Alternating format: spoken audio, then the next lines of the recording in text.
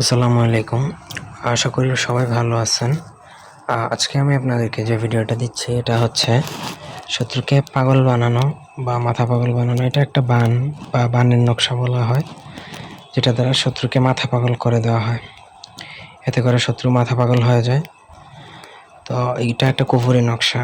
যদি শত্রু যদি আপনার অনেক বেশি ক্ষতি করে থাকে, সেক্ষেত্রে আপনি চাইলে এটা প্রয়োগ করতে পারেন তার উপর। এর ফলে শত্রু মাথা পাগল হয়ে যাবে।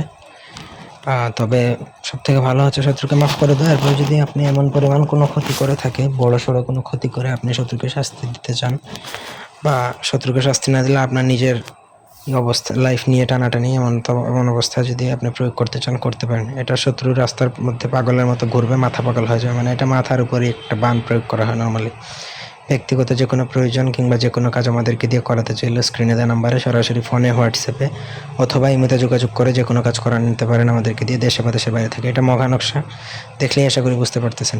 শনিবার মঙ্গলবার দিন অথবা অমাবস্যার দিনে একটা মাটি দিয়ে শত্রুর চেহারা কল্পনা করে একটা মাটির মূর্তি বানাবেন, যেই রকমই হোক।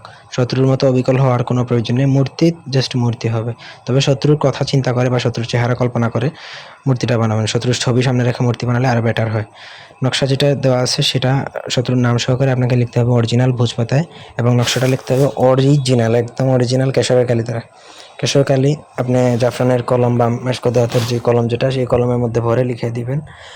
নকশা লেখার সময় কোনো ভুল করা চলবে না, যেভাবে নকশা দেওয়া থাকবে সেইভাবে। এবং যেই কালি আর যেই কাগজে কথা বলা হয়েছে সেই কাগজ এবং কালি ব্যবহার করতে হবে, অন্য কোনো কালি বা কাগজ এখানে ব্যবহার করা যাবে না।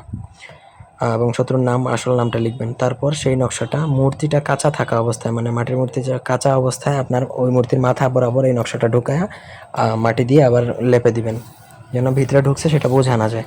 তারপর আপনাকে সেই মূর্তিটা শুকাতে হবে রোদের মধ্যে শুকানোর পরে আপনাকে সেই মূর্তিটা শত্রুর বাড়ির আশপাশে যতটুকু নিকটস্থ যে কোনো একটা জায়গা দাফন করে দেবেন। শত্রুর বাড়ির আশপাশে যদি দাফন করা মানে সম্ভব না হয়, সেক্ষেত্রে আপনি সেটা শ্মশানে দাফন করলেও কাজ হবে।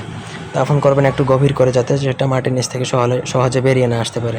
ওই মূর্তিটা যতদিন মাটির নিচে থাকবে ততদিন পর্যন্ত শত্রুর কিন্তু মাথা পাগল হয়ে থাকবে, একদম রাস্তার মধ্যে বদ্ধ উন্মাদ পাগল হবে। আর যদি মূর্তিটা কখনো মাটির নিচে নষ্ট হয়ে যায়, তাহলে ওই শত্রুকে পাগল অবস্থা থেকে আর জীবনে ভালো করা সম্ভব না। এরকম অনেক মানুষকে পাগল করে দেখা যায়, স্থায়ী বা আজীবনের জন্য পাগল করে দেওয়া হয়েছে। এগুলো এই ধরনের বিদ্যাধারী নর্মালি করা হয়। অন্যভাবে প্রয়োগ করবেন না এটা, আর অনুমতির জন্য আমার সাথে যোগাযোগ করতে হবে। ধন্যবাদ।